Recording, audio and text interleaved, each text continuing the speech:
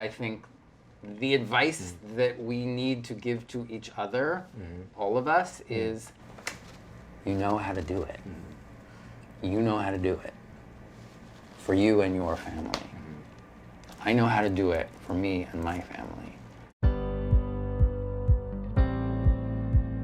Jordan! And Josh! How are you? I'm great, my love. Mazel tov on your growing family. So my husband Richie and I have an 18-year-old son, Jackson, and a 2-year-old son, Levi. We like to say we go one at a time. That's crazy that he's 18. Isn't it insane? Does he love being a big brother? He does. Yeah. He really does. He has so embraced the baby, and we have one of the baby monitors on the phone, and you can like push the button to take stills. Yeah. And so we have every still of Jackson going in to get the baby or play with the baby, and he doesn't know this, and now he does. I'm really excited for them to have each other as they become adults. So at the time you got involved with Richie and you became a parent and you had a son who was 3 years old, which I remember thinking of you almost as a role model back then because you're way ahead of where we were. I would say when I met Richie and Jackson, that wasn't the plan. I wasn't looking for a family, but we found each other and we became a family. We built a family together. It didn't look anything like what I thought it would look, but it felt everything like how I thought it would feel. And the opposite, Levi, is the most deliberate thing I've ever done in my life, because having him was so planned, and there are so many people who were part of his conception and his birth. People who we know intimately, have come to know intimately, and people who we don't know at all, who wanted us to have a baby. I think that is the most profound generosity that I have experienced in my life.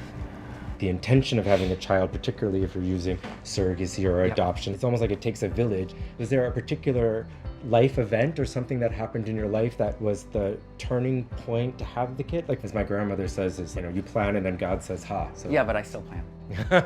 Exactly. Quite a bit. You have a huge career. How did you do that life-work balance when the baby was just born? And also, how is that different now 2 years later? So Levi was born in July, and I said, taking paternity leave, at least through Labor Day, I'm not in the office. And I will then figure out what that means beyond that.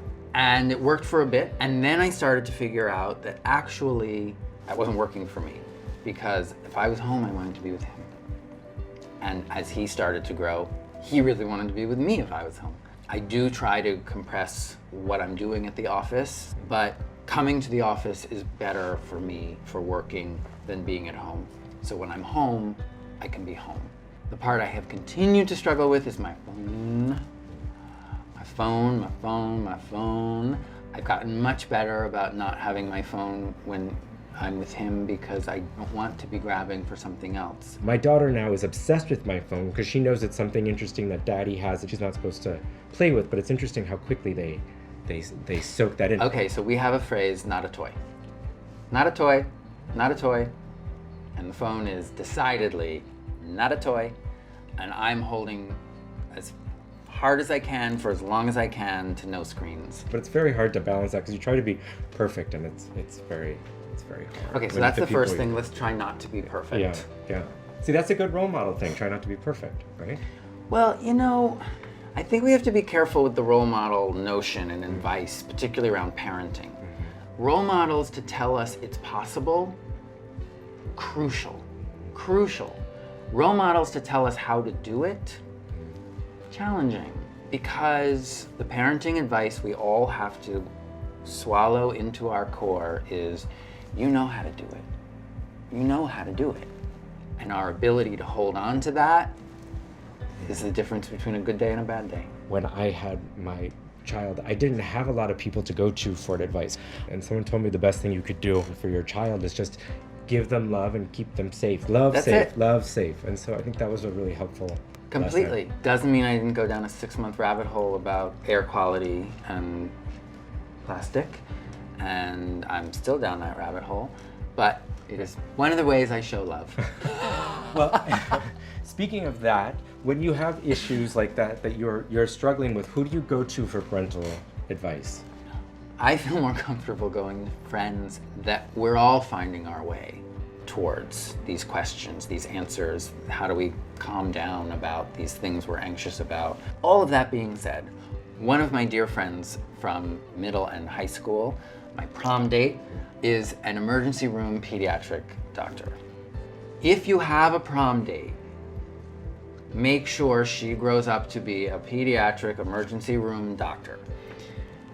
Because she's just like the best person to text, particularly in my, oh my God, the air, the water, the this, the that, the paint.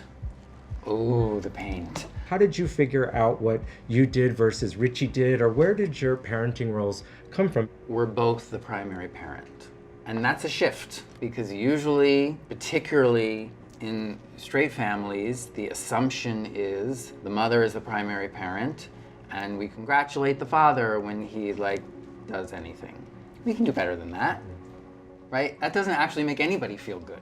And so we're both the primary parent, and we do different things at different times. That shifts as we go. And I think until we recognize that we are all responsible for raising our children and everything else that we all have to do to feed and clothe our families and fulfill our own individual promise, this is the work of all of us. Can you tell us a little bit about Levi? What's his personality like? He is joy and wisdom, and he was from the second he was born. And I'll tell you, I always say every generation does a little bit better. And that was my hope, is that he would have a slightly higher, if not significantly higher, baseline level of happiness than I do. And he does. And it is the joy of my life. What kind of people do you want your children to be? We really just want our children to be kind and happy. That's really it. It's not hard to be kind. It's really not hard to be kind. That's a story I think we tell ourselves. But it's hard to be happy. And so if they can find their way to happiness, that's what we want.